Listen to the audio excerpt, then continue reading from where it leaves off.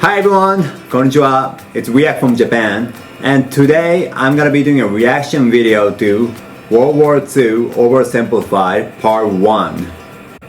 It's 1902. A young man by the name of Benito Mussolini moved from Italy to Switzerland to avoid military service. Mussolini. He gets big into socialism. You know, his name's kind of hard to pronounce with Japanese people.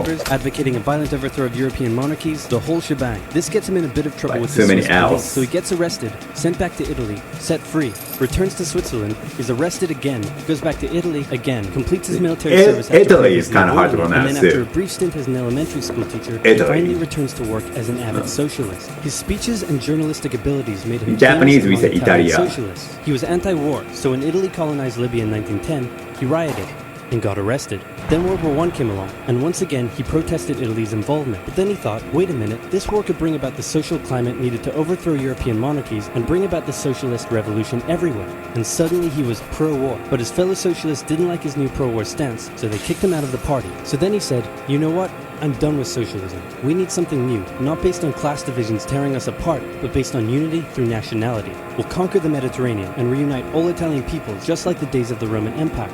I'll call it fascismo, and it will guide the Italian nation to greatness. That's all well and good, Mr. Mussolini, but what kind of haircut am I getting? Let's go with bold. Okay, so that's how he became bold, okay.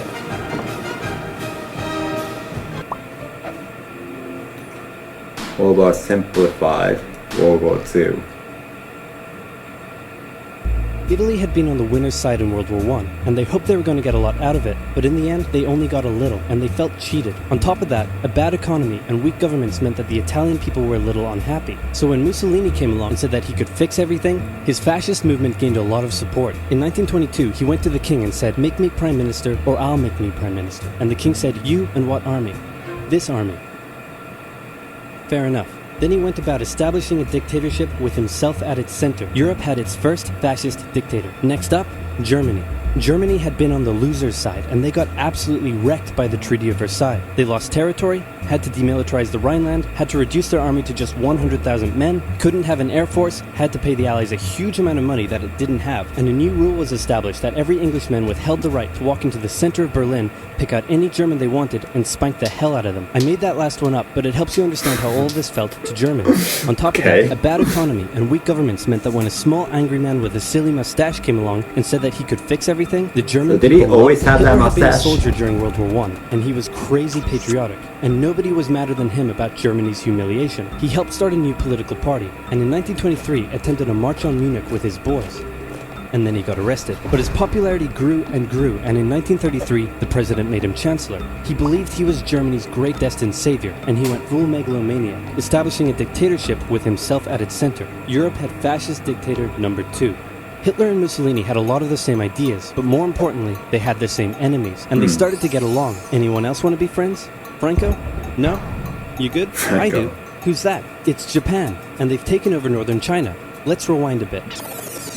Japan had isolated itself from the rest of the world for over 200 years until the Americans showed up and said, you're going to trade with us and you're going to like it. Then the Western powers imposed a bunch of unequal treaties, meaning Japan's economy was bust. They also had no natural resources, so they decided to go get some. They went to war with China to gain a sphere of influence over Korea, and they took a bunch of China's stuff. But then the West said, hey, cut that out. And since Japan couldn't take on the West, they said, okay, I guess we'll just go home. Wait a minute, what are you doing? Taking advantage of a weakened China and setting up spheres of influence. But I was the one who weakened them. We know. And you guys didn't let me have anything. We know. That seems unfair. We don't think so. Okay, see ya. So Japan thought, screw this, and went to war with Russia, and stunned everyone by actually winning. Then they fully annexed Korea, but they didn't stop there. In World War I, they took Germany's colonies and islands in Asia, and then in an incident that was maybe staged by the Japanese army, a bomb blew up a Japanese train in Manchuria, giving them an excuse to launch an invasion and take over. So here's the situation. Nazi Germany, Fascist Italy, and Japan all believe they're racially superior, all feel hostility towards the Allies, and all want to militarize and take over more stuff. And so they did. Let's start with Germany. Hitler hated the Treaty of Versailles, and now he was ready to begin undoing it. In complete violation of the treaty, the first Luftwaffe squadrons were set up, conscription was introduced, and he pimped up his army. The Allies did nothing. Then Hitler sent his army back into the demilitarized Rhineland, giving orders to immediately retreat if the Allies showed up. The Allies did nothing. With his military re-strengthened, he could now move on to step 2. He wanted to rapidly increase the Aryan population, and to do so, he needed Lebensraum, or in other words, he would have to take over the world. But for now, a good portion of Europe would do, and he began eyeing up his neighbors. The Allies finally started to get worried, so they implemented a fairly useless diplomatic strategy called Appeasement, and it went a little something like this. Hitler would say, "I want that thing," and the Allies would say, "You can't have that thing." "Okay, you can have that thing, but no more." "I want that thing." And repeat. In 1938, Hitler's army marched into Austria and just took it, with no resistance. Boom, this is Germany now. Next, he demanded to be given the Sudetenland, an area of Czechoslovakia with many ethnic Germans. The Allies held a meeting with Hitler in Munich and said, "Look, we're going to give you what... Hang on, this meeting is about my territory. Shouldn't I come to the meeting too?" "Anyway, we're going to give you what you want." "Really?" "Yeah." See, like European, yeah. What's like, the catch? Just sign this piece of paper promising you won't invade the rest of Czechoslovakia. Okay. Then Chamberlain returned home victorious, waving a signed piece of paper in the Japan, air. like, we don't really learn as much as we learn about like Japanese history. So like, every day on the 30th of September we celebrate Chamberlain. It's a good chance for us Japanese people to learn something new. He's invading the rest of Czechoslovakia. Oh. You lied to me. What do you expect? I'm Hitler. Not to be outdone, Mussolini also wanted to get in on the action. He thought to himself, isn't there a not yet colonized nation somewhere which is so underdeveloped that the people would be defending themselves against our tanks with literal bows and arrows and wooden spears? Oh, there is? Fantastic. And so he took it. Italy also wanted to control the entrance to the Adriatic Sea, so they occupied Albania. Then, in another incident which was maybe staged by the Japanese, gunfire was exchanged by Japanese and Chinese troops at the Marco Polo Bridge, and the Japanese launched yet another invasion against China. They swept through Beijing and Shanghai, and then advanced through the Yangtze Valley to China's then capital, Nanking. It was here that saw the worst of Japan's shocking atrocities committed against the Chinese people. Back in Europe, Germany and Italy made their relationship status official by signing the Pact of Steel. Then, Hitler turned his eyes towards Poland and the hated Polish corridor splitting Germany in two. At this point, the Allies really had to put their foot down, and they warned him that an invasion of Poland would mean war. Hitler had planned to continue his advance eastward, but he didn't want to end up fighting a war on two fronts. So for now, he made an alliance with Stalin, saying, "How about we both invade Poland and split it between the two of us, and I definitely won't not refrain from not betraying you sometime in the future." Sounds good. This new alliance stunned the West. On the 1st of September 1939, German troops entered Poland, and Britain and France declared war on Germany. The Poles fought hard, but they were no match for the two giants crashing down on them from either side. Then came a period known as the Phoney War, where everyone just sort of sat around not doing much.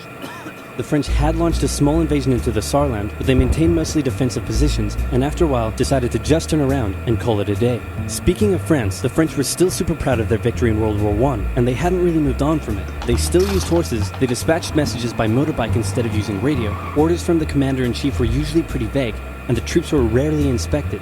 They built a line of defenses along their German border, but didn't bother extending it all the way to the Channel, and they wouldn't launch artillery strikes against Germany out of fear of being retaliated against. In a war, they didn't want to attack the enemy. And at first the UK wasn't much better. Chamberlain still naively hoped that the war could be ended diplomatically. Instead of bombing raids, the RAF dropped propaganda leaflets over German cities, which one air marshal said likely did nothing but provide the continent with toilet paper for the duration of the war. They also only sent 200,000 men to France, while the French had mobilized millions. Both Britain and France wanted to avoid a repeat of the First World War, and so they wanted to keep the war as far from home as possible. So they turned their eyes north, towards Norway. Neutral Sweden was exporting iron ore to Germany through neutral Norway, so the Allies asked them if they could please stop exporting iron ore to Germany, but this request was refused. Then, the Soviet Union attacked Finland, so the Allies said, how about we land troops in Norway and move them across Sweden to go help out your good pal Finland, and along the way maybe take control of all your influence. But Norway and Sweden still said no.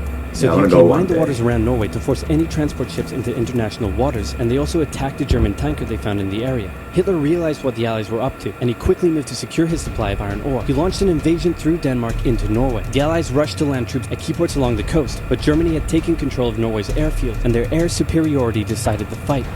The Allies had to retreat. After this slightly embarrassing failure, Chamberlain resigned and was replaced with Winston Churchill, who had a slightly different approach to dealing with the Germans. Hitler's overall strategy was similar to Germany's First World War strategy. Attack France, defeat France, knocking out the UK in the process, then turn on the Soviet Union and win the war. During the Phoney War, the Allies had given Hitler time to prepare his forces. Now, he was ready to attack. The Allies had wanted to place troops in Belgium, but Belgium had refused, and in a move that surprised pretty much no one, Hitler launched an invasion to get around France's defenses. The Allies charged into Belgium at full speed to meet the German invasion head-on, and it looked like a repeat of the First World War was coming. But this time, Hitler had a trick up his sleeve. Blitzkrieg. As the Germans advanced, they sent thousands of refugees westward, slowing down the Allies. Then, to the south, the French had left the Ardennes, an area full of hills and forests, pretty underdefended because they thought it was naturally impenetrable. While the Germans were about to penetrate it with everything they had. They smashed 50 Wehrmacht divisions through it and encircled really the Allied armies fast, at lightning speed. The best of the Allied forces were now trapped. It has the a lot of Germans information squeezed in in it. from all sides, taking out France's best armies and nearly wiping out the British too. But they managed to make a desperate last-minute escape at Dunkirk, with British civilian ships even making the perilous journey to bring their young men home. With most of the French forces depleted, the Germans breezed through, taking Paris, and France fell. What the Germans couldn't do in World War I, Hitler had done just like that. Hitler hoped that with the fall of France, the UK would also lose hope and sue for peace. But quite annoyingly, it didn't, and he needed to secure the Western Front, so he tried to force them into submission with mind games. The UK were now all alone, and Hitler wanted to emphasize that. First of all, just before France fell, Italy finally declared war on the Allies, making the UK's situation even worse. Next, instead of just occupying all of France, Hitler occupied the coastal areas for defense, but allowed France to continue its existence as a German puppet state. This way, it looked like the UK's old ally had decided to switch sides. Hitler also hoped that the UK wouldn't attack any of her old allies' navy bases or colonies in Africa, giving Hitler an extra line of defense to the south. But the UK made sure to respond to this by sailing down to France's navy base in Algeria and wrecking a bunch of ships. So have at it. Hitler then began laying down plans for an invasion of Great Britain. Before German troops could land on British soil, he would first need air and naval superiority across the Channel. Waves of German bombers came, while the completely outnumbered RAF worked bravely around the clock in an attempt to quell the German attacks. At first, the Luftwaffe targeted British ports and coastal facilities. Then it attacked RAF bases, crippling the RAF's ability to defend the nation. And it looked like Hitler's Great British invasion was coming. But then, Churchill ordered a small, pretty insignificant bombing raid over Berlin. It didn't do much damage, but Hitler was furious, and he immediately ordered the Luftwaffe to refocus its attacks on civilian targets in London. Children were sent off to the countryside, away from their parents to avoid danger, and frequent trips to air raid shelters became a daily occurrence. But British morale held firm. Smiling, knitting, lounging casually, these people have balls of steel. This refocusing on London also gave the RAF breathing space to reorganize, so Hitler kind of shot himself in the foot there. Just the foot for now. Finally, the Luftwaffe sent one massive all-out attack on London, and the RAF successfully repelled it, destroying many of the German aircraft and placing air superiority firmly in British hands. Hitler's invasion had to be postponed, but the bombing of British cities continued for some time.